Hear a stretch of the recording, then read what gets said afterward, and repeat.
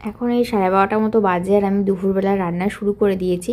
তো প্রথমে ভেবেছিলাম ইলিশ মাছ ভাপা করব, তা দেখলাম ইলিশ মাছ ভাপা করতে গেলে না মানে চাকা পিসগুলো দিয়ে বেশি ভালো হয়। দেখলাম লেজা রয়েছে, মাথা রয়েছে, তো সেই জন্য ভাবলাম আর ভাপা করব না, তো ঝোল করি। আলু আর কচুরমুখী দিয়ে কিন্তু ঝোল করেছিলাম।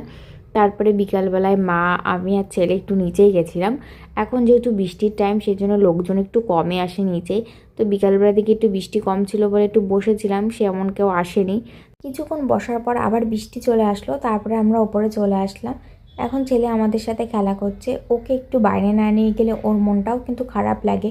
কারোরই ঘরের মধ্যে বসে থাকতে ভালো লাগে না, আর ও তো ছোটো মানুষ বলো, ও কারোর সাথে মিশতে পারে না। ও আমাদের তিনজনকেই দেখে, পাশে ওর কিছু বান্ধবী আছে, তাদের সাথে খেলা করে, পাশে দিদি আছে। ওরা সবসময় টাইম পায় না, ওরা আসলে ও একটু খুশি হয়।